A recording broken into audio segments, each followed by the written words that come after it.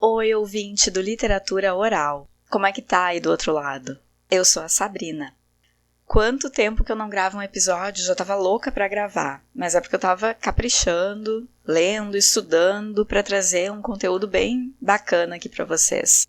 No último episódio, falei sobre o poeta Felipe d'Oliveira. E hoje vou comentar o clássico Madame Bovary, de Gustave Flaubert. Já estava na hora de comentar esse clássico, que eu até falei nele em muitos outros episódios. Mas agora temos um episódio todinho para saber mais sobre Madame Bovary. Antes de começar, se for a tua primeira vez por aqui, peço que te inscreva no canal. E vale lembrar que os comentários que eu vou apresentar aqui, as chaves de leitura que eu vou sugerir, não substituem a tua leitura pessoal da obra. Combinado? Ai, feliz ano novo! Feliz 2025, ouvinte do Literatura Oral! Que seja um ano muito bom para todos nós. Que seja um ano cheio de saúde, bom humor, oportunidades, amor, paz, enfim. Que seja tudo de bom aí para nós. Bora lá então ver o que faz de Madame Bovary um clássico.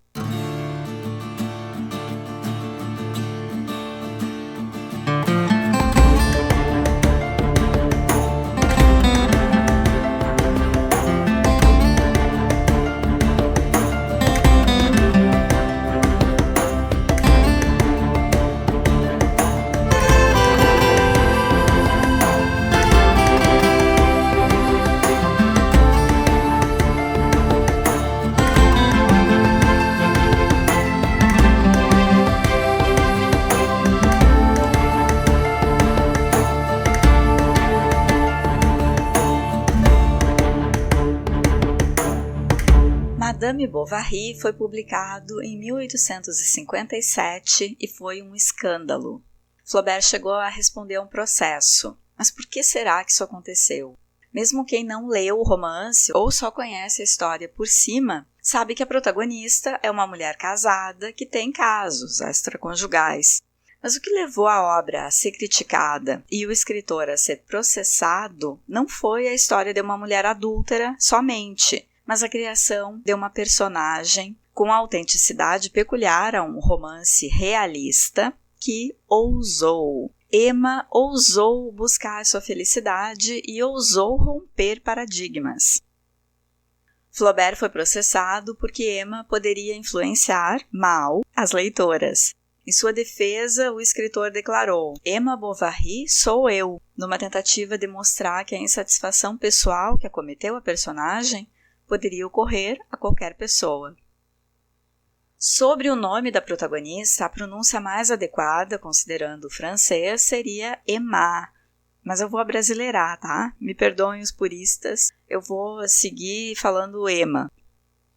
Vamos falar um pouco sobre o autor. Gustave Flaubert nasceu em 1821 e morreu em 1880, aos 58 anos. Nasceu e morreu na França. Quando escreveu Madame Bovary, tinha 36 anos. O pai dele era médico. Flaubert tinha conhecimento da rotina de um médico quando criou Charles Bovary. Ele sempre gostou de escrever. Ele estudou no Colégio Real e dirigiu o jornal da escola, que tinha o nome Arte e Progresso. Então, desde o colégio, ele já gostava de escrever aí numa função jornalística. Gente, que ideia ótima para substituir a frase da nossa bandeira. O que vocês acham? Vamos trocar o ordem e progresso por arte e progresso. Ou arte é progresso. Com 15 anos, Flaubert escreveu uma peça em 5 atos, em prosa, chamada Louise XI. E se apaixonou por uma mulher casada e 11 anos mais velha que ele. Esse talvez tenha sido o grande amor da vida dele, que esperou ela ficar viúva e se declarou para ela numa carta. Parece romance do Gabriel Garcia Marques, né? O Amor nos Tempos do Cólera. Vocês conhecem? Que o protagonista Florentino Ariza esperou anos pelo grande amor ficar viúva para se declarar, apesar de ter passado a vida transando com outras. Mas não é a vida do Flaubert. Talvez inspirado por essa paixão, aos 16 escreveu seu primeiro romance chamado Sonho do Inferno. Interessante que ele tenha sido diagnosticado como histérico epilético, quando reprovou nos exames no curso de Direito, que ele chegou a entrar na faculdade de Direito para agradar o pai. Eu digo interessante porque geralmente só mulheres eram diagnosticadas como histéricas, ou principalmente mulheres. E anos mais tarde, esse Flaubert, que foi diagnosticado aos 16 anos como histérico epilético, afirmou que a sua protagonista era ele próprio, que ele identificava a personalidade, a identidade de uma protagonista feminina com ele próprio.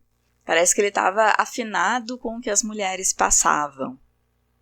Como Flaubert teve essa crise nervosa lá, com 16 anos, no início do curso de Direito, o pai concordou que ele parasse o curso e ele adorou, porque daí ele tinha mais tempo livre para escrever, que é o que ele sempre quis.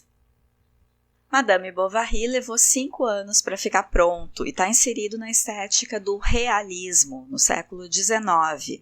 A gente lembra direitinho o que foi o realismo? O realismo é a estética literária que veio depois do romantismo e começa de forma a fazer diferente do romantismo.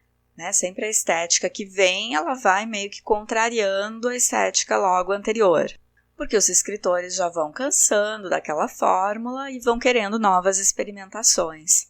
Então, aos poucos, esse novo estilo vai surgindo. O realismo surgiu justamente na França. Enquanto o romantismo valorizava a subjetividade e a perfeição estética, o realismo buscava uma representação mais objetiva e direta da realidade. E é por isso que investem tanto em descrições, para puxar um pouquinho da realidade para dentro das obras.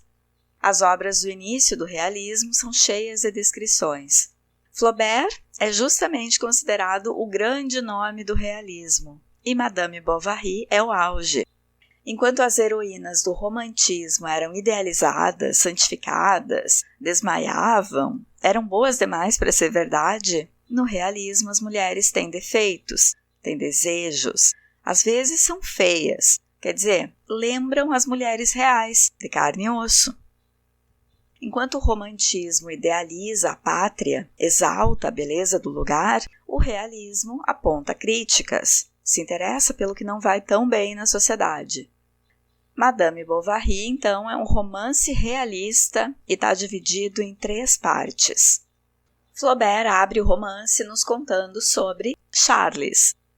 O narrador foi colega de Charles Bovary no ensino fundamental e conta das impressões de quando chegou esse novato no colégio. É interessante que esse narrador, de início, se inclui como um personagem observador, alguém que estava na mesma escola que Charles. Porque depois dessa primeira página do romance, ele segue sendo um narrador onisciente, aquele que sabe tudo, mas não aparece mais como personagem, ainda que só como personagem observador, sem ação na narrativa. A princípio, o narrador só se refere a Charles como novato. No colégio, Charles chegou como um caipira. Era tímido, mas era comprometido. Todo o capítulo 1 da primeira parte do romance é sobre Charles, desde como os pais dele se conheceram até a vida adulta. Foi preciso que fosse assim para que a gente soubesse quem é Charles Bovary quando Emma chegar na vida dele. Para que a gente conhecesse bem esse marido da Emma, porque depois que ela entra na narrativa, o romance vai lançar luz sobre ela, principalmente. Então era preciso que esse comecinho nos contasse da infância e da juventude de Charles, de como era o pai dele, de como que foi a criação dele, para a gente entender como isso reflete na vida conjugal desse homem com a protagonista, e também porque depois ele vai ser só o marido da protagonista. Pode parecer estranho começar a narrativa falando de Charles, porque o título, Madame Bovary, sugere que esse livro vai falar de uma mulher, como de fato fala. Mas abre todo um primeiro capítulo falando em Charles. Só que se a gente olhar com mais atenção esse título, ele meio que anula a identidade de Emma em prol de seu papel de esposa. E para ser esposa, tinha que existir um marido e a gente precisava saber como era esse marido.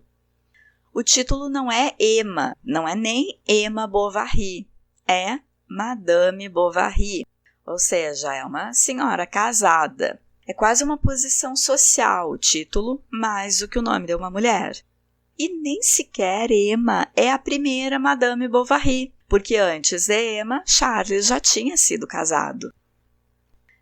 Então vamos voltar para ver um pouquinho do Charles criança. Charles é alfabetizado pelo padre local, cresce no campo, bem livre. O pai dele é um fracassado, era auxiliar de cirurgião, mas depois de casado nem trabalhou mais. Então que quando os pais decidem que Charles vai estudar para ser médico, o pai tinha familiaridade com a profissão. Sim, porque ser médico não foi uma decisão do Charles, foi dos pais dele. E isso já diz muito desse homem. O pai quer criar ele de maneira espartana, com dureza, mas ele responde mal a esses esforços, porque é de natureza calma. Guardem isso, Charles Bovary é de natureza calma. Ele chega num colégio bem mais velho e menos preparado para a vida social que os colegas, que riem dele num primeiro momento. Depois ele vai se encaixando.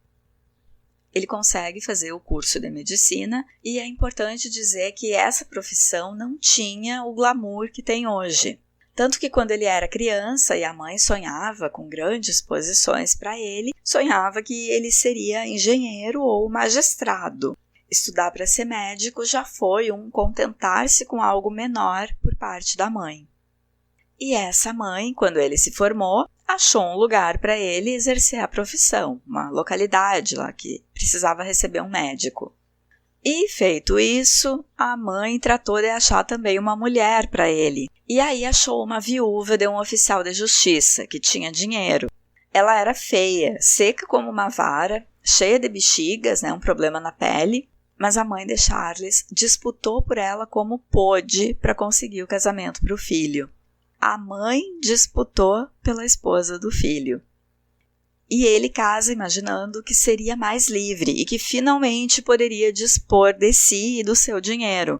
Então, que quando Charles casa pela primeira vez, ele está agindo como algumas mulheres, a maioria das mulheres da época, na metade do século XIX, que achavam que casar representaria mais liberdade em relação ao pai e acabam ficando submissas ao marido.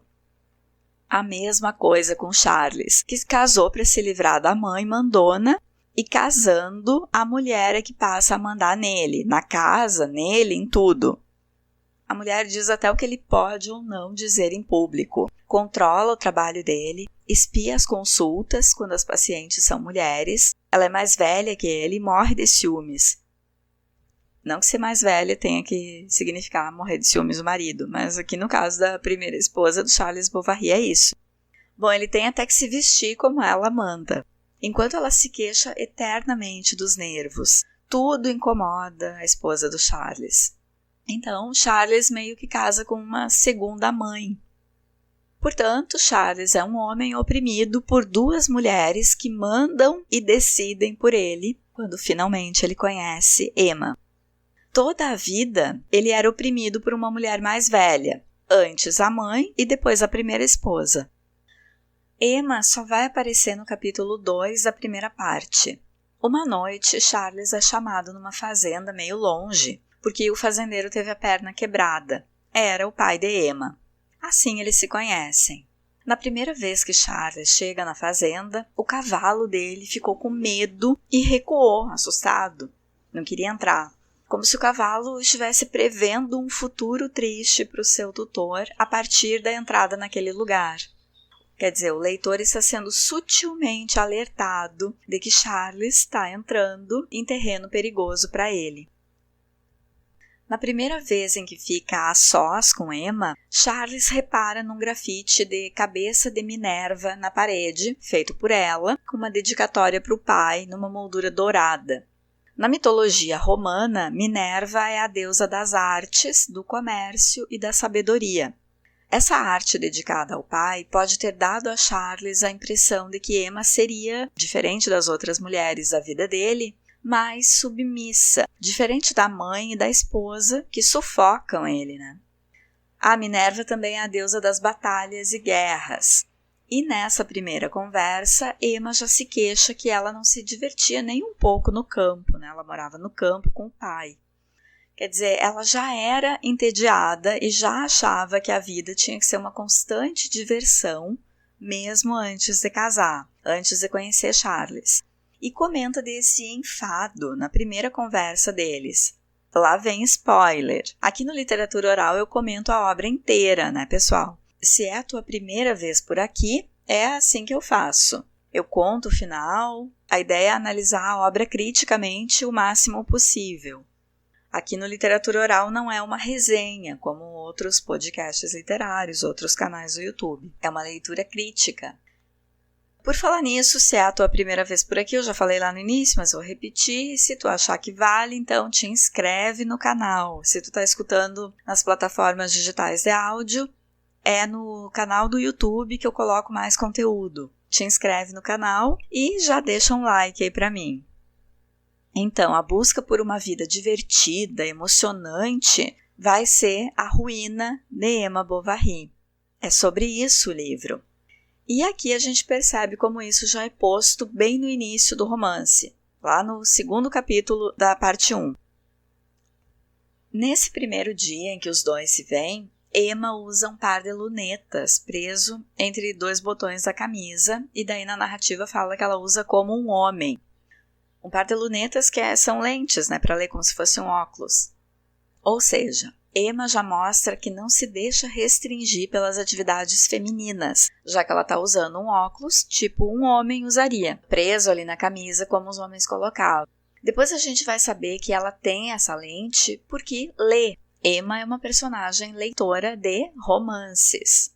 E são romances românticos, aqueles em que as heroínas encontravam um amor avassalador que enche de significado as suas vidas, e aí elas passam a ter um sentido para a existência a partir da consolidação dessa paixão.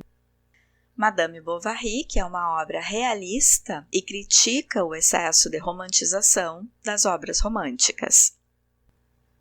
Também é significativo desse primeiro encontro que Charles tenha perdido o chicote dele. O chicote porque ele foi a cavalo, né? Era uma peça ali da época que todo homem que cavalgava tinha um chicote. O chicote é um elemento que impõe respeito, um objeto pelo qual o homem se faz obedecer. E, na presença de Emma, Charles perde o chicote. Como se o chicote fosse uma coisa pequena, né, para perder, mas tudo bem. Ele perde entre uns sacos de trigo empilhados na sala, onde fez uma refeição com ela. E é Emma quem encontra o chicote e entrega a ele. Como é que a gente pode ler isso? Charles foi fazer uma refeição ali na sala, largou esse chicote e perdeu no meio das coisas da sala. Quem encontra o chicote é Emma. E é ela que entrega ele de volta para o Charles. É muito simbólico e representativo que na primeira vez em que eles ficam a sós, Charles perca o chicote, símbolo de imposição de controle, símbolo de virilidade. Na presença dessa mulher, Charles, que já era mandado pela esposa e pela mãe, perde de vez o objeto pelo qual os homens comandam, impõem suas vontades aos animais, né? Mas tudo bem, é um símbolo. E aí o chicote vai parar nas mãos dela, e por vontade dela, ele é devolvido a Charles. A gente pode interpretar esse fragmento como uma forma de o autor nos dizer que desde que viu Emma, é ela quem manda nele. Na vida de Charles, mulher mandando não é novidade, mas parece uma dica de como será esse casal. Ele ainda não sabia nesse dia, mas já estava se encantando por Emma. Era para ele ir à fazenda ver o doente de novo dali a 3 dias, mas ele volta já no dia seguinte. Só que Charles não sabe por que ele fica tão alegre em ir lá. Quem adivinha o sentimento do marido é a então esposa dele, que o proíbe de voltar na fazenda. Mas logo logo essa mulher morre e Charles fica viúvo. O pai de Emma é o primeiro a perceber o interesse de Charles na filha. E, abre aspas, não teria se importado que o livrassem de sua filha, que não lhe era útil em casa, fecha aspas. Com isso, a gente vê que o pai também não fazia muita questão de Emma ali em casa, né? Eram só os dois, mas se ela casasse, enfim, se ela se mudasse, ele não estava muito nem aí. Quando Emma casou, ela tinha 30 anos. Essa informação é importante. Emma, quando casa, já não é uma menininha. Considerando que o romance é da metade do século XIX, talvez ela já se sentisse em perigo de ficar solteirona e tenha aceitado Charles por receio de que não aparecesse outra proposta. Mais tarde na narrativa, ela vai se arrepender amargamente desse casamento, de ter aceitado Charles. Mas talvez ela nunca tivesse tido outra proposta melhor e já tenha casado até ressentida por isso. Isso da idade dela não volta a aparecer na narrativa, não tem nenhum fragmento que embase essa minha opinião. Mas quando a gente pensa no contexto da época, 30 anos era considerado tarde para uma mulher casar. Quando eles casam é que Emma vai finalmente conhecer a casa que vai ser a casa dela. Quer dizer, ela casa conhecendo muito pouco do marido e nada da futura casa. É a fórmula perfeita para dar tudo errado, sim ou com certeza. E como se isso não bastasse, quando ela entra no quarto, Emma dá de cara com o buquê do casamento da falecida esposa, gente. Eu vou ler alguns fragmentos aqui da tradução de Ilana Heinberg. Esse fragmento que eu vou ler, então, é dessa parte de quando Emma entra em casa. Abre aspas. Havia um jarro com um buquê de flores de laranjeiras amarrado por fitas de cetim branco. Era um buquê de noiva, o buquê da outra. Fecha aspas. Sobre a leitura, pessoal, eu tento fazer tô tentando fazer um episódio aqui com menos leitura e mais comentários somente, considerando até que Madame Bovary é um romance muito conhecido. Mas eu não me aguento e acabo lendo uns fragmentos, assim, até para situar mais quem ainda não leu ou para quem leu há bastante tempo, quer lembrar uns pedaços. Em relação a essas leituras de fragmentos, então, eu estou lendo a tradução da Ilana Heinberg e só para contar para vocês, eu entrei em contato, obviamente, pedindo autorização de leitura já há um tempinho, porque eu estou preparando esse episódio há semanas, e ela ainda não me respondeu. Caso a resposta seja negativa, então eu vou ter que editar esses pedaços de leitura minha. Bom, Charles casa com Emma encantado, ele parece gostar dela, mas é insensível. Simplesmente recebeu a nova esposa no quarto com o buquê da falecida. Parece que era costume a noiva guardar o buquê assim por muito tempo, enfim. Na verdade, casar com a Emma foi a primeira atitude por vontade própria na vida de Charles. É uma coisa que não foi imposta pela mãe dele. Mas não tardou para Emma se sentir entediada dentro do casamento. E começou ali, né? Começou na entrada do quarto, vendo o buquê da falecida. Tem duas ideias, pelo menos, que ficaram cristalizadas sobre o romance Madame Bovary. Uma é a de que é um livro sobre uma mulher adúltera, mas é muito mais que isso e a gente vai vendo isso juntos ao longo dessa análise. A outra ideia cristalizada é que a narrativa teria a sugestão de que Emma é uma sonhadora porque leu muito romances, e isso poderia ser visto como uma crítica ao hábito da leitura. Flaubert nunca iria criticar o hábito da leitura, sendo que era um escritor. Inclusive, Flaubert nunca casou, ele casou com a literatura. A crítica dele é sobre o idealismo dos romances românticos, consequentemente sobre a falta de criticidade dos leitores em geral, não só das mulheres, ao ler romances românticos. Principalmente é uma crítica ao descolamento de um referencial de real do romantismo e do exagero de idealização dos relacionamentos e dos perfis femininos nessa estética do romantismo, porque Flaubert já está escrevendo na estética do realismo. Quer dizer, o que é esse descolamento do referencial de real do romantismo? São as relações idealizadas, a questão nas narrativas é que quando um par se forma e casa e é feliz para sempre, tudo vai ficar perfeito. É esse tipo de formato literário em que o amor parece prevalecer sobre tudo, e o realismo critica isso, né? A proposta é outra, a proposta é trazer o enlace afetivo como mais um dos elementos na vida daquelas personagens, e não como ponto de culminância. Mas sobre Emma ter desenvolvido uma personalidade sonhadora, desvinculada do real, porque gostava de ler romances, no fragmento que conta da infância dela, a gente percebe que não foi assim. Pelo contrário, ela sente afinidade a esse tipo de leitura por ser sonhadora de antemão. Então, Emma, sonhadora, vem antes de Emma, leitora. Emma já aprecia o tipo de romance romântico, porque ela já é essa alminha que sonha com esse tipo de história para a vida dela. A gente viu que Madame Bovary começa pela descrição de Charles. A primeira vez em que Emma aparece na narrativa é pelos olhos de Charles, quando chega para atender o pai dela. Flaubert só nos fornece a história de Emma no capítulo 4 da primeira parte, mas só lá no capítulo 4, quando Emma já está casada. Aí a narrativa faz um flashback e vamos saber da infância dela. Esse capítulo da infância de Emma começa contando que ela leu Paulo e Virgínia e sonhou com a casinha de bambu descrita nessa narrativa. Esse livro, Paulo e Virgínia, é um clássico do romantismo de 1787, do autor Bernardin de Saint-Pierre. É a história de um amor inocente, com os ideais do iluminismo como pano de fundo, amizade, valores como liberdade, com os conceitos de Rousseau, a valorização da vida natural longe da civilização, além de moralismo e romantismo, ou seja, idealização das relações. Mas a coisa é que ela já foi ler esse romance e sonhar com a casinha de bambu por ter uma inclinação para o devaneio. Por exemplo, Emma fica sonhando com os desenhos de um prato, de uma estalagem, onde ela fez uma refeição com o pai uma vez. Ela fica devaneando, assim, com pequenas coisas.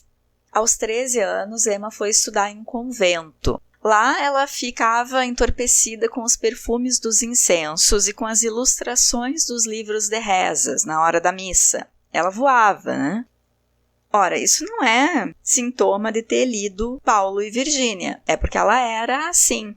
Flaubert está nos contando como que é a identidade dessa personagem. Emma Bovary gosta de romances românticos porque é uma romântica. Ela não se tornou uma porque leu demais. Esse é o meu ponto. A gente pode entender isso desse capítulo que conta da infância da protagonista. E aí eu vou ler mais um pedacinho para vocês. Abre aspas, então, vou citar o texto. Antes de se casar, ela pensara ter amor. Mas como a alegria que deveria ter resultado daquele amor não apareceu, só podia ter se enganado, pensava. E Emma buscava saber o que significava exatamente na vida as palavras felicidade, paixão e embriaguez que tão belas lhe pareceram nos livros. Acostumada à calma, atraía-se inversamente pelos aspectos acidentados. Gostava do mar apenas pelas tempestades e da vegetação apenas quando essa se encontrava dispersa em ruínas. Precisava extrair das coisas uma espécie de lucro pessoal e rejeitava, considerando inútil tudo aquilo que não contribuísse à conservação imediata de seu coração. Por ser de temperamento mais sentimental do que artístico, buscava emoções e não paisagens. Fecha aspas. Bom, vocês viram que nesse ponto da narrativa, a Flaubert está contando, né, o narrador está contando através do autor, como é a identidade de Emma, que morava no campo com o pai, depois foi estudar num convento, que são lugares silenciosos, e ela, o tempo inteiro, acostumada à calma, se atraía aos aspectos mais acidentados. Por exemplo, o que fazia com que ela gostasse do mar era a possibilidade das tempestades tumultuosas do mar. Na vegetação, ela gostava de encontrar ruínas, coisas que quebrassem a monotonia da vegetação. E isso nos diz muito de Emma e da situação dela dentro do casamento com Charles e na vida dela, das situações que ela vai construir ou procurar manter na vida dela. Vejam que ela não gosta de calmaria, logo ela se entedia. Ela busca picos de emoção. É uma pessoa que busca picos de emoção, uma personagem que busca picos de emoção. Essa informação que está no início, então, da parte 1 do romance, dá conta de entregar já para o leitor muito da identidade da Emma. Ela não vai sofrer grandes alterações na sua identidade ao longo de todo o romance. E aí os romances só fizeram reforçar características que ela tinha. No convento trabalhava uma solteirona durante alguns dias do mês. Essa mulher contrabandeava livros de romance para as alunas. O fato de serem proibidos por não serem os livros indicados pelas freiras para os estudos aumentam a curiosidade delas para essas leituras. Tornam essas leituras muito mais apetitosas. E narrativas com histórias de amor para adolescentes que viviam trancadas com freiras, claro que faziam sucesso. E assim Emma vai moldando sua personalidade de romântica sonhadora, reforçando características que já lhe eram naturais. Eu vou ler para vocês aqui um fragmento, então, que conta dessa mulher que levava os romances, né, para o convento. E de como Emma se sentia lendo esses romances.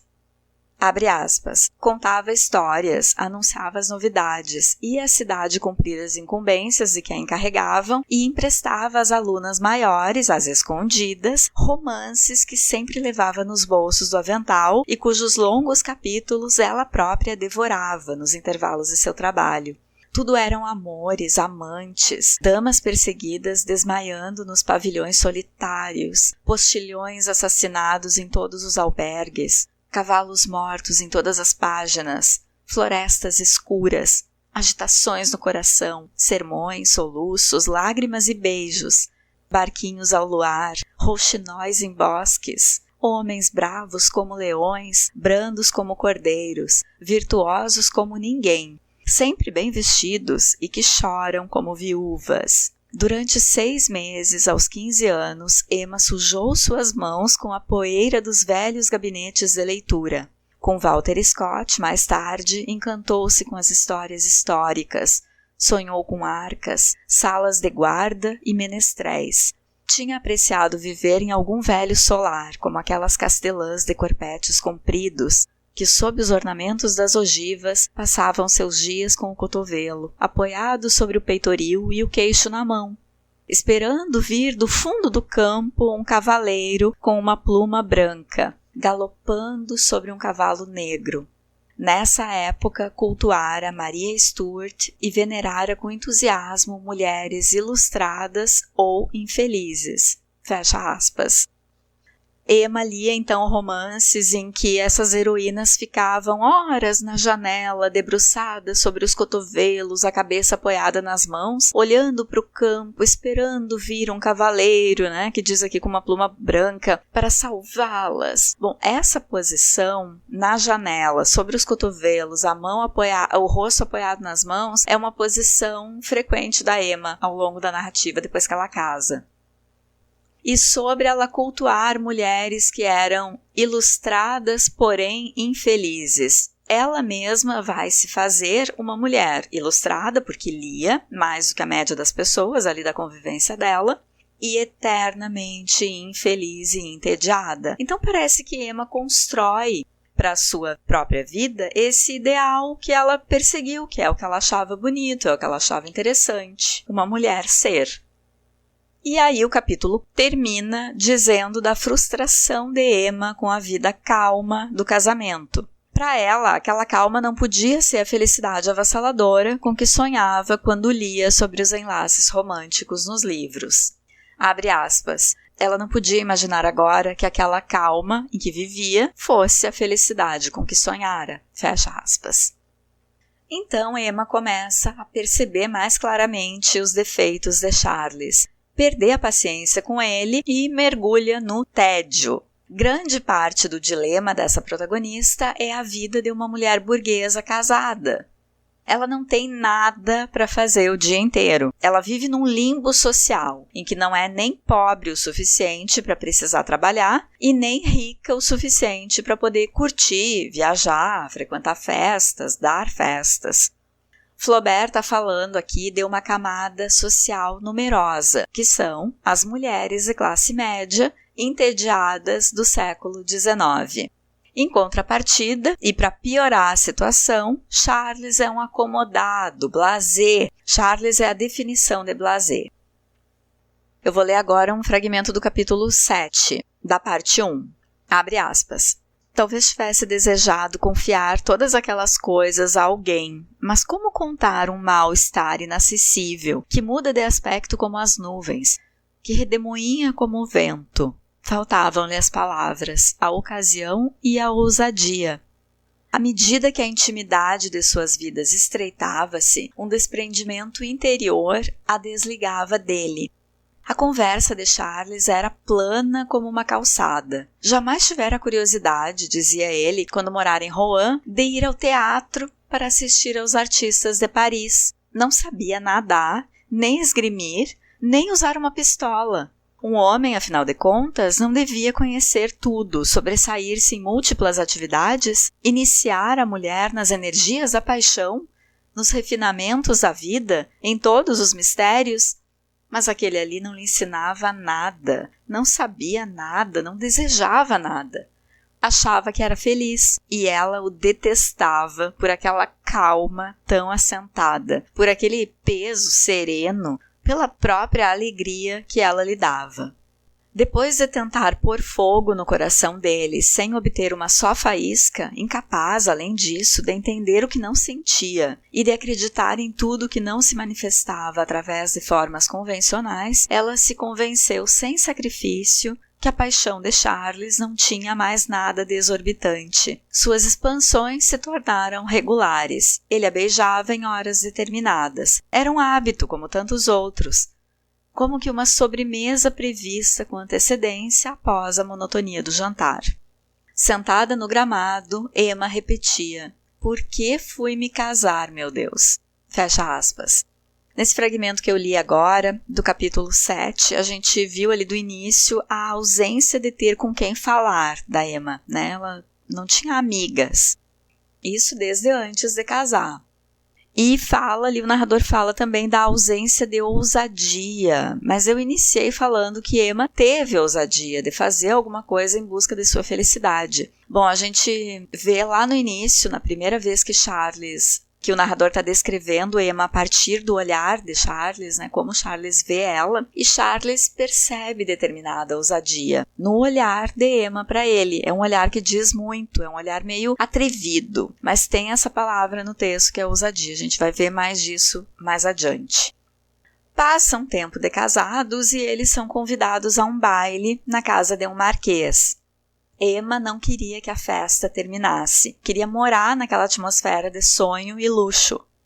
Vou ler um fragmento aqui de quando ela chega em casa e vai guardar as roupas da festa, do baile, enfim, e no sapato, na sola do sapato, ficou um pouquinho da cera do parquet, como que um resquício daquela festa luxuosa no sapatinho dela. Abre aspas. Seu coração estava como eles, ao ser esfregado pela riqueza, ficara marcado por algo que não se apagaria. A lembrança daquele baile tornou-se então uma ocupação para Emma. Fecha aspas. Na volta para casa, eles estão voltando na carruagem, Charles dirigindo ali os cavalos e Emma ao lado, e uns cavaleiros passam por eles. Um deles deixa cair um porta-charutos, e Emma pensa que é de um visconde que estava no baile. Charles para, a carruagem pega aquele objeto, eles veem que é um porta-charutos. Vou citar mais uma parte do texto. Abre aspas. Muitas vezes, quando Charles saía, ela pegava no armário, entre as pilhas de roupas, o porta-charuto de seda verde. Ela olhava para ele, abria-o e até sentia o cheiro do forro. A quem pertenceria? Ao visconde. Talvez. Fecha aspas. Entediada, Emma sonha com Paris. E aí o texto diz assim, abre aspas. Como era a tal Paris? Que nome extraordinário! Comprou um mapa de Paris, fez assinatura de um jornal feminino, leu Balzac e George Sand, buscando neles satisfações imaginárias para suas cobiças pessoais. Mesmo à mesa levava um livro e virava as páginas enquanto Charles comia e falava-lhe. Paris, mais vaga do que o oceano, resplandecia aos olhos de Emma. Quanto mais próximas lhe fossem as coisas, mais seu pensamento se afastava delas. Tudo que a cercava imediatamente, o campo tedioso, os pequenos burgueses imbecis, a mediocridade da existência, parecia-lhe uma exceção no mundo, um caso particular ao qual estava presa, ao passo que, para além disso tudo, estendia-se a perder de vista o imenso país das felicidades e das paixões. Confundia em seu desejo as sensualidades do luxo com as alegrias do coração, a elegância dos costumes com as delicadezas do sentimento. O amor não necessitava, afinal, assim como as plantas indianas, de terrenos apropriados, de uma temperatura particular? Compraram mata-borrão, papéis, um porta-penas e envelopes. Embora não tivesse ninguém a quem escrever, tirava o pó de sua estante, olhava-se no espelho e pegava um livro, sonhando entre as linhas, deixando-o cair, a seguir entre os seus joelhos. Tinha vontade de fazer viagens ou de voltar a viver no convento. Desejava, ao mesmo tempo, morrer e morar em Paris. Ela gostaria que aquele nome Bovary, que era o seu, fosse ilustre. Queria vê-lo espalhado nas livrarias, repetido nos jornais, conhecido em toda a França. Mas Charles não tinha nenhuma ambição. Sentia-se, aliás, mais irritada com ele. Com a idade, tornava-se grosseiro, cortava durante a sobremesa a rolha das garrafas vazias, passava, depois de comer, a língua entre os dentes. Fazia um barulho a cada gole ao tomar a sopa, e como começava a engordar, seus olhos, já pequenos, pareciam ter subido às têmporas pelo inchaço de suas faces. Emma algumas vezes ajeitava a borda vermelha de tricô para dentro de seu colete, ajustava sua gravata ou separava luvas desbotadas que ele estava disposto a vestir, e não era, como ele acreditava, por ele, era por ela própria, por expansão de egoísmo, irritação nervosa. Iriam, portanto, suceder-se assim em fila, sempre iguais, inúmeros e sem oferecer absolutamente nada. As outras existências, por mais enfadonhas que fossem, tinham ao menos a probabilidade de um acontecimento. Uma aventura provocava por vezes peripécias ao infinito e o cenário mudava, mas com ela nada acontecia, Deus quisera assim. O futuro era um corredor todo escuro, que possuía a porta bem fechada lá no fundo. Fecha aspas. Esses trechinhos aqui que eu tô lendo, eu tô pulando, tá, pessoal? Eles não estão na sequência. Então, a idealização da capital para Emma, que vivia com Charles numa cidade interiorana e sonhava em conhecer Paris. As leituras que ela continua e devora. A leitura é a grande companhia de Emma. A questão de que as coisas próximas, né, ela causavam tédio imediatamente a Emma. Ela gostava era do que estava distante. Quer dizer, ela gostava de imaginar o que estava distante e isso parecia a ela interessantíssimo. Tudo que estava próximo ali, as pessoas da redondeza, o campo, nisso ela não via beleza, ela não via interesse. A questão de que ela compra material de papelaria mesmo sem ter para quem escrever, o que reforça a solidão da protagonista. Emma queria que o sobrenome dela, Bovary, fosse famoso. Mas Charles não tem ambição. Vejam que Emma tem ambição, mas ela é uma figura feminina vivendo uma época em que uma mulher, mesmo com ambição, não podia almejar ter uma carreira.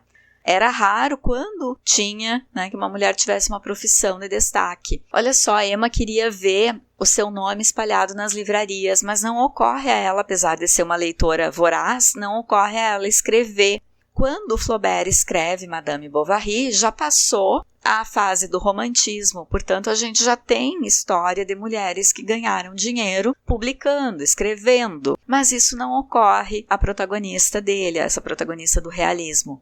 Emma poderia colocar o nome Bovary nas livrarias, sendo ela própria autora, escritora. Mas nenhum trabalho, assim, nenhuma carreira ocorre a essa burguesa que é a Emma Bovary. Ela queria que o nome figurasse com fama e brilho a partir de algo que o marido fizesse, mas o marido está feliz a vida sendo médico do interior. E isso irrita Emma e aumenta o tédio. Sonhando com tudo que poderia ter sido e não conformada com a vidinha pacata, Emma não suporta mais o tédio e se torna uma chata.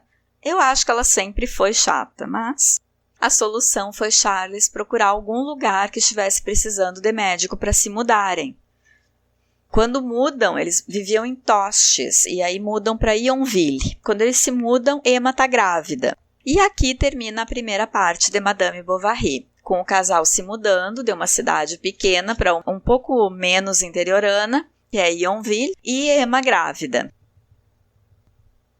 A segunda parte de Madame Bovary começa com a descrição da mudança e da cidade para onde eles foram. Para mudar para essa cidade, Charles se comunica com o farmacêutico local para saber, se estava precisando de médico naquela região, e aí ele já faz amizade com esse farmacêutico. O farmacêutico esperava eles na estalagem, onde iriam jantar juntos. E quem também estava nessa estalagem, nessa pensão, e que acabou jantando com eles é Léon, um escrevente local. Bom, Léon e Emma se afinizam assim que eles se veem. Eles gostam um do outro assim que batem o olho. Passam todo o jantar conversando. A primeira coisa que Emma conta para Léon foi a mesma coisa que ela contou para Charles na primeira vez que eles conversaram. Vocês lembram? Do quanto a vida dela é um tédio, que não tinha nada para fazer. Só que com Léon deu liga, porque ele também está reclamando do tédio da cidadezinha, que não tem nada para fazer, não tem lazer, blá blá blá. Então os dois são sonhadores, que se sentem presos numa cidadezinha provinciana. E ali começa a amizade de Emma e Léon. Bem no começo da segunda parte, que é a maior, diz assim, abre aspas, depois dos acontecimentos que vamos narrar, nada de fato mudou em Yonville, fecha aspas. Com isso, o narrador está nos antecipando que por mais que a história pareça trágica ou inusitada aos leitores, não é uma história que fosse abalar o curso dos acontecimentos na cidade. É uma história pessoal ou familiar. Para a cidade, para o mundo, a história de Emma Bovary não interferiu em nada. É só um drama particular. Vendo essa frase, é interessante pensar que as autoridades tenham se dado ao trabalho de processar Flaubert, como que receosos, de que o romance fosse influenciar mal as mulheres ou ter alguma repercussão na sociedade, quando o próprio romance está anunciando que, depois dos fatos acontecidos, nada mudou. A gravidez não deixa Emma nem feliz, nem menos entediada.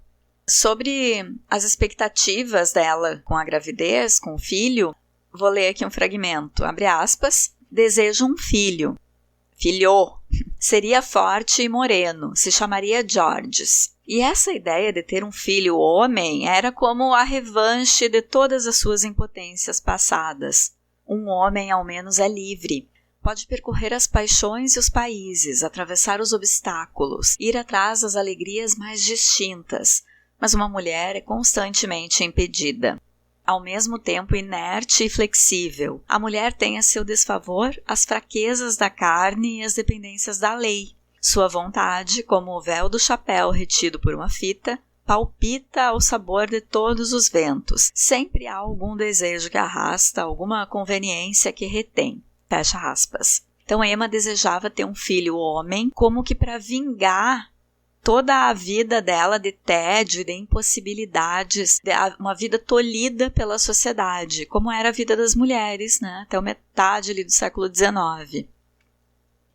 Para desgosto da mãe, nasceu menina. E para piorar, quem anuncia que é menina é Charles. Vejam que tem um certo jogo de inversão de papéis de feminino e masculino entre Emma e Charles. Geralmente é o pai que espera um filho homem e a mãe quer uma menininha. Da mesma forma, as mulheres costumavam ser resignadas com a vida mais parada em casa. Logo achavam o que fazer com o tempo livre, se é que tinham tempo livre, Mas em Madame Bovary, o resignado e adaptável é Charles. Emma quer aventuras. Ela tem um ímpeto masculino de se lançar ao mundo. E por ter esse ímpeto masculino e se sentir privada de liberdade por ser mulher, ela queria muito ter gerado um filho homem, até para se vingar do mundo através da liberdade que o filho teria.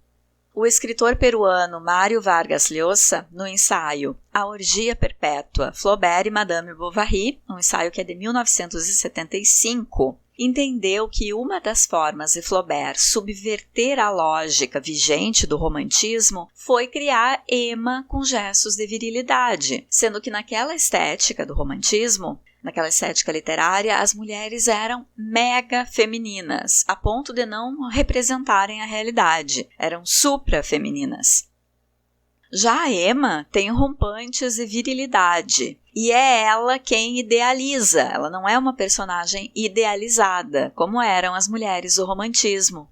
Percebam também como Flaubert brinca com a coisa da idealização, que no fim é o que ele mais está criticando do romantismo. O que ele está falando do romantismo? Que o romantismo não era legal porque era tudo muito idealizado, a mulher era idealizada. E aí ele cria esse romance em que a protagonista dele é uma mulher que, ao invés de ser uma mocinha idealizada, é ela quem idealiza. Só que ela também se perde nessa idealização. Ela não está mais segura que estavam as heroínas do romantismo, que eram irreais, né?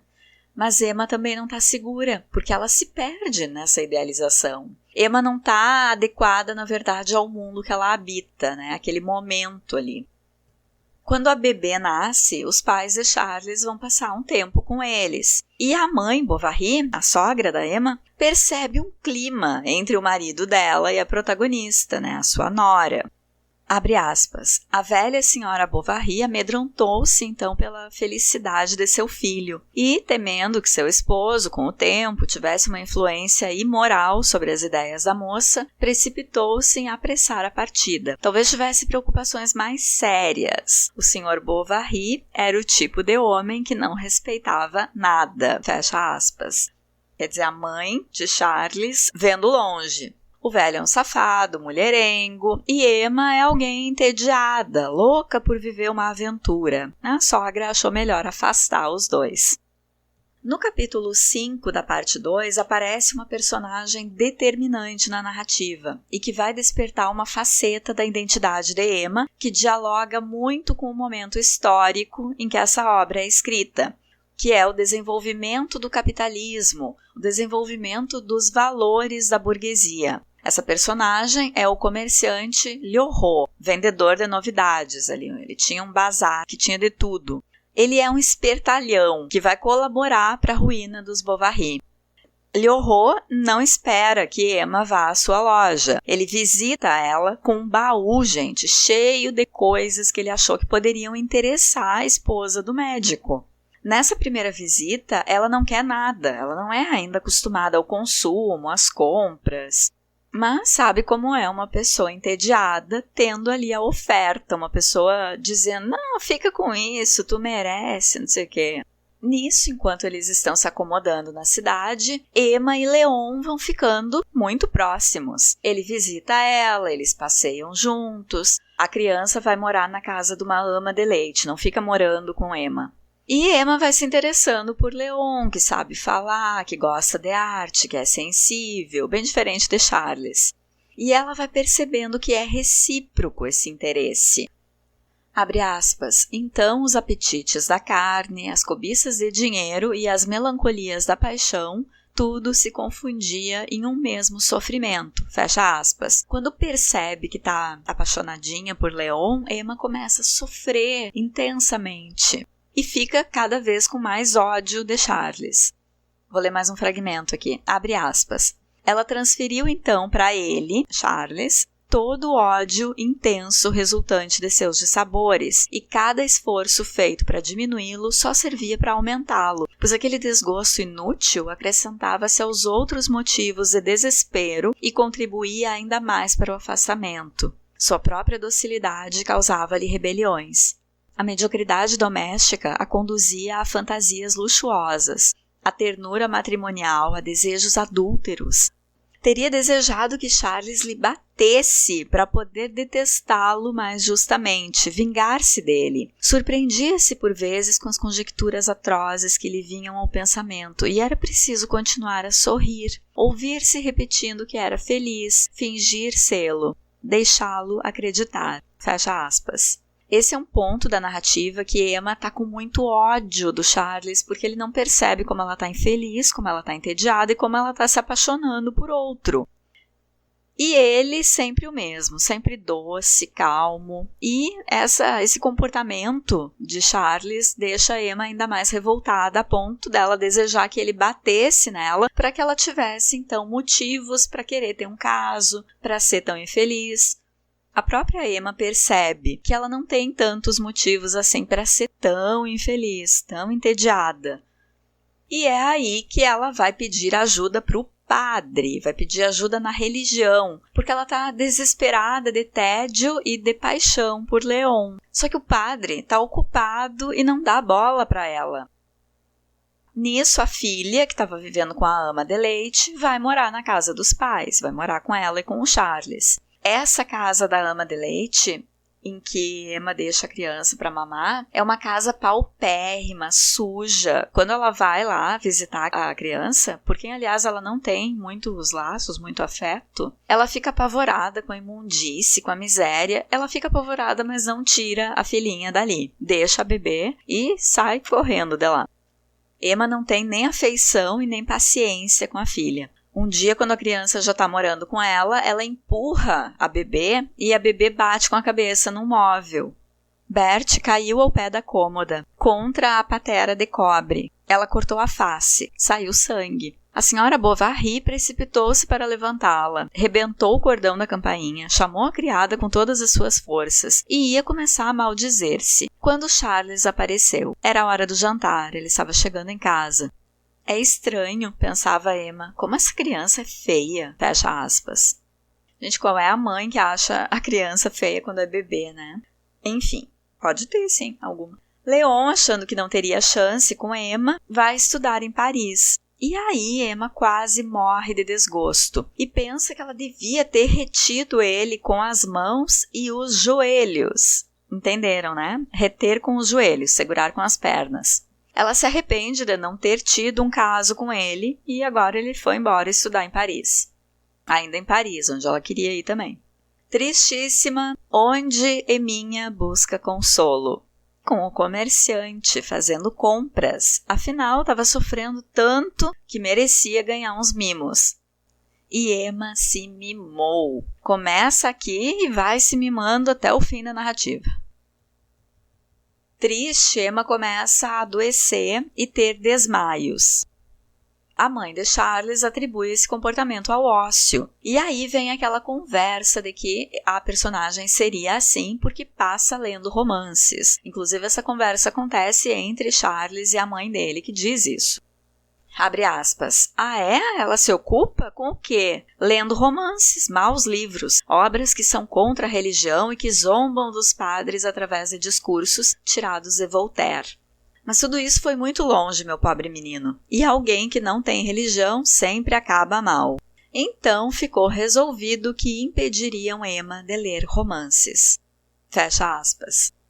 Daí a ideia cristalizada de que Madame Bovary fala de uma mulher corrompida pelos romances românticos, mas a identidade da sua protagonista tem muitas outras camadas, como essa camada do consumismo por parte dos burgueses, um consumismo que tapa o buraco do vazio existencial, uma coisa que Flaubert já estava cantando a pedra desde aquele tempo. E também tem uma crítica ao ócio da burguesia, ao ócio das donas de casa burguesas, ao papel relegado ao feminino na sociedade do século XIX. Não tanto uma crítica às mulheres, mas uma crítica a como essa sociedade, ao engendramento dessa sociedade, trata as mulheres burguesas de forma que ficavam nesse vazio existencial, a ser preenchido ou com casos extraconjugais ou com compras desnecessárias. A mentalidade estreita de Emma é fruto de um sistema, de um tempo, de um padrão social imposto ao feminino, não só do que ela lê, não é resultado só do que ela lê. E aí fica resolvido que impediriam Emma de ler romances.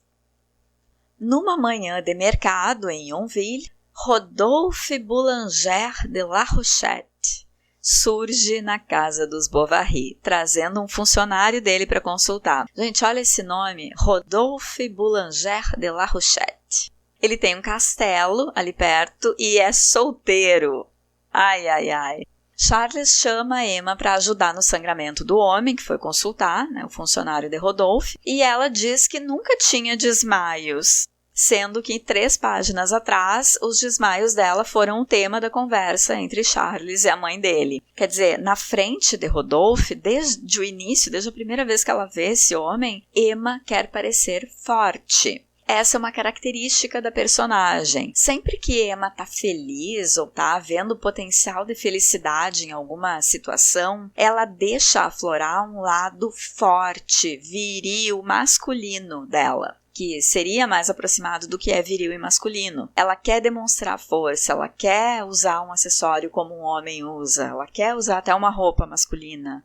E Rodolphe faz uma leitura acertada de Emma, que seria uma mulher entediada e que bem poderia ser amante dele. Ele olha para Emma nesse dia na casa, quando ele foi levar o funcionário para ser atendido pelo médico, ele olha aquela mulher e pensa, olha ali uma mulher entediada, até que bonitinha, bem que serve para ser minha amante.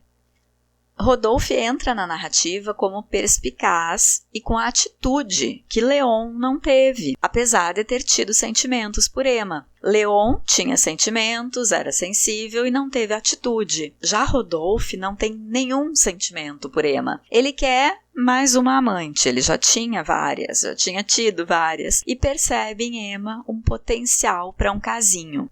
Desde que se conheceram, Rodolphe olha para Emma como um corpo para lhe dar prazer. Até que chega um dia que tem um comício e todo o vilarejo está cheio de gente, tipo uma festa. Rodolphe e Emma, que ficaram amigos, passearam de braços dados nesse dia do comício e foram assistir aos discursos de uma janela da prefeitura que estava vazia. Daí eles sentam lá para assistir e enquanto o representante do governo fala sobre o mérito da agricultura, Rodolphe fala no ouvidinho de Emma, seduzindo. Ele começa se vitimizando, dizendo que tem estado tão triste, que não tem amigos, que a vida é uma tristeza. Ela ainda pergunta, mas o senhor, que surpresa, achava que o senhor fosse tão alegre, né, vida perfeita, tal e tal. E Flaubert vai construindo a narrativa dessa parte, intercalando as falas sobre a subsistência que a natureza provê e a fecundidade dos campos, o aconchego das lãs para o vestuário, tudo de bom que a natureza dá pra gente, né? Com a lábia do sedutor sobre a necessidade de viver as paixões, de enfeitar a vida com o que é belo, de se revoltar com a conspiração do mundo contra os sentimentos.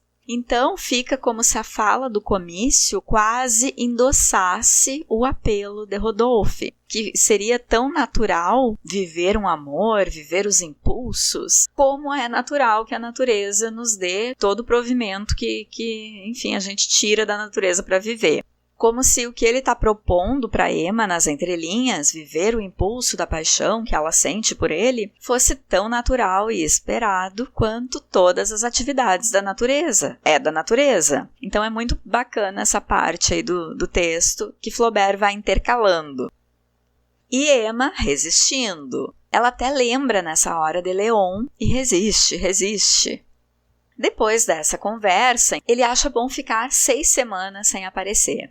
Ele achou que voltar muito cedo a aparecer na casa para visitar seria um erro. Rodolphe tem o caso dele com Emma planejado friamente, é tudo calculado. Quando finalmente foi fazer uma visita, chega quando ela está sozinha e usa o discurso de forma a seduzir ainda mais. Chega se fazendo de triste de novo, esconde o rosto entre as mãos e diz assim, abre aspas, sim, penso na senhora sem parar. Sua lembrança me desespera. Ah, perdão, vou deixá-la. Adeus. Irei para bem longe, tão longe que não mais ouvirá falar de mim. E, no entanto, hoje ainda não sei que força me empurrou para a senhora, pois não se pode lutar contra o céu, não se resiste ao sorriso dos anjos. Deixemo-nos levar pelo que é belo, encantador, adorável. Fecha aspas.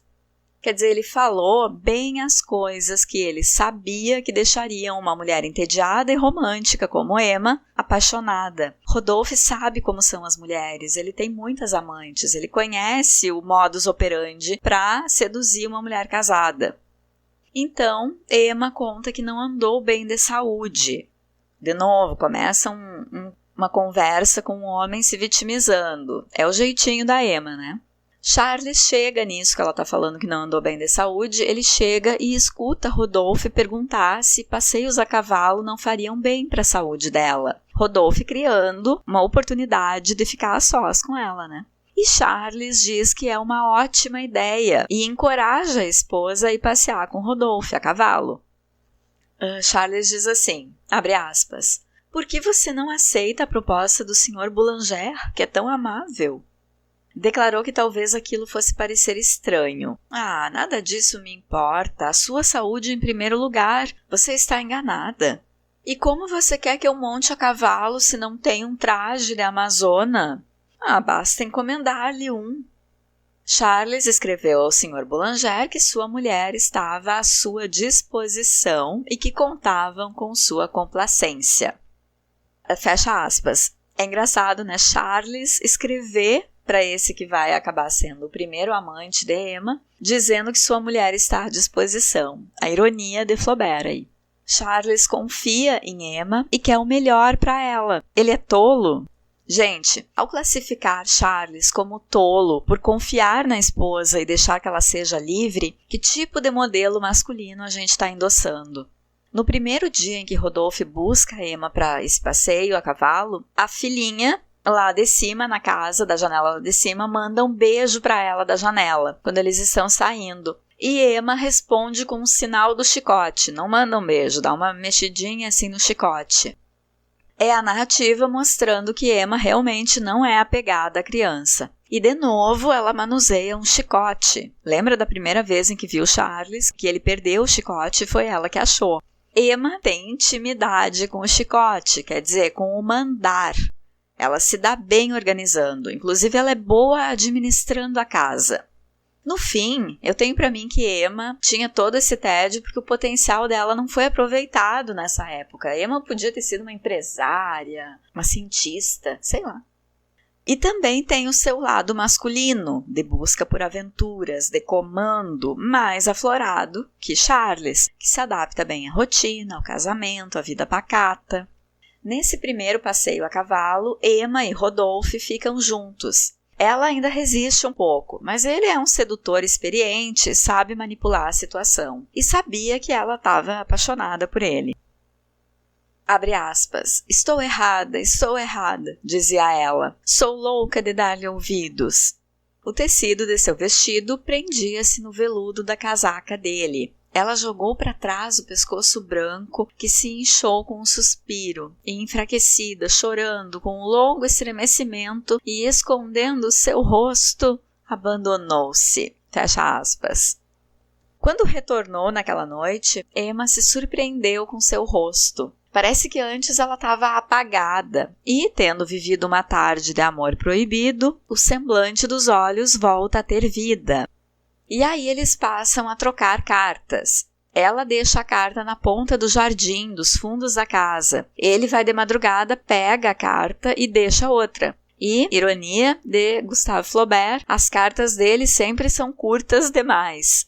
Até que uma manhã, quando Charles saiu cedo para trabalhar, ela teve a ideia de andar até a casa de Rodolphe e entrar de surpresa. E faz disso um hábito, já que Charles sai cedo costumeiramente. Das primeiras vezes foi bem recebida, até que Rodolphe foi se cansando dessa chateação de ser acordado por uma mulher cheia de barro, com um vestido molhado de orvalho, de andar atravessando os campos. Mas para ela, ele fala que essas visitas estão se tornando imprudentes, que alguém poderia ver. De fato, um dia, voltando para casa, Emma encontra um vizinho caçando. Mas como estava proibido caçar patos, o vizinho não pergunta muito e Emma escapa. E eles não voltam mais nesse assunto. O que Rodolphe prefere é ir de madrugada até o jardim quando ele quisesse. E daí eles se encontram, né, lá no jardim. Quando Charles dorme, Emma desce e encontra Rodolphe lá. Só que Emma não enxerga assim que Rodolphe faz os encontros quando ele quer, ele não tá gostando dela frequentando a casa dele. Ela não vê que para ela é um romance e que para ele é mais uma aventura. Abre aspas. Durante o inverno, 3 ou 4 vezes por semana, durante a noite, ele entrava no jardim. Emma, propositalmente, havia retirado a chave da barreira, a qual Charles acreditava ter perdido. Quando a noite estava chuvosa, refugiavam-se no consultório de Charles, entre o alpendre e a estrebaria. Ela acendia um dos candelabros da cozinha, que havia escondido por trás dos livros. Rodolphe instalava-se ali como se estivesse em sua casa. A visão da biblioteca e do escritório, de todo o aposento, enfim, excitava sua alegria. E ele não conseguia deixar de fazer inúmeras brincadeiras a respeito de Charles, que embaraçavam Emma. Teria preferido vê-lo mais sério e mesmo mais dramático naquelas ocasiões, como da vez em que ela acreditou ouvir na Alameda um barulho de passos aproximando-se. Alguém está aí, ela disse. Ele assoprou a vela. Você tem as pistolas? Por quê? Ora, para que você se defenda, respondeu Emma. De seu marido? Ah, pobre rapaz. Ela tornava-se bastante sentimental, fecha aspas. Esse fragmento, então, diz de que eles já estão se encontrando até dentro de casa, né, na parte ali onde Charles fazia o consultório. Emma acredita que Rodolphe quer defender essa relação deles, defenderia essa relação até mesmo matando Charles caso eles fossem pegos. E o amante dá uma risada, porque por que ele ia atirar no pobre do Charles, né, que é um carinha bom, tipo, ele tá ficando com a mulher dele, mas é um carinha bom. Então já é uma mostra aí do descompasso de pensamento entre Emma e Rodolphe. E o discurso de Rodolphe com Emma vai mudando. Abre aspas. Não tinha mais como outrora aquelas palavras tão doces que a faziam chorar, nem aquelas carícias veementes que a enlouqueciam, de modo que seu grande amor, no qual ela vivia mergulhada, pareceu diminuir sob ela, como se fosse a água de um rio absorvida em seu próprio leito. E Emma viu o fundo lamacento desse rio. Não quis acreditar, redobrou a ternura, e Rodolphe cada vez menos escondia sua indiferença. Emma não sabia se devia arrepender-se por ter cedido ou, se ao contrário, não desejava amá-lo ainda mais. Ele a subjugava, ela quase tinha medo. Rodolphe conseguira conduzir o adultério segundo sua fantasia, fecha aspas. Sua a fantasia dele, né? E o clima entre eles então vai esfriando. Abre aspas. Rodolphe à noite achou-a mais séria do que de costume. Vai passar, pensou, é um capricho. Faltou consecutivamente a 3 encontros. Quando voltou, ela mostrou-se fria e quase desdenhosa. Ah, está perdendo seu tempo, minha bela. E tinha ares de não notar os suspiros melancólicos nem o lenço que ela carregava. Foi então que Emma se arrependeu. Perguntou-se inclusive por que execrava Charles e se não teria sido melhor poder amá-lo. Mas ele não oferecia mais ensejos para o renascimento dos sentimentos, de modo que ela permanecia bastante embaraçada em sua veleidade de sacrifício. Foi quando o boticário veio oferecer-lhe uma ocasião para isso. Fecha aspas. Neste episódio, comecei os comentários sobre o clássico Madame Bovary, de Gustave Flaubert.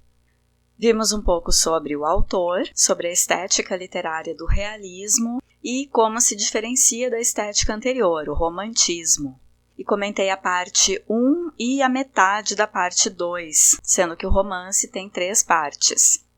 Eu vou parar aqui nessa cena em que o relacionamento de Emma e Rodolphe está esfriado. Ela está se perguntando por que não consegue amar o marido e o farmacêutico, sem saber, vai chegar para ela com uma oportunidade de que se encante finalmente por Charles. Mas a gente vê isso e muito mais no próximo episódio. Até lá, fiquem bem! Bom início de ano, ouvintes do LO. Um abraço!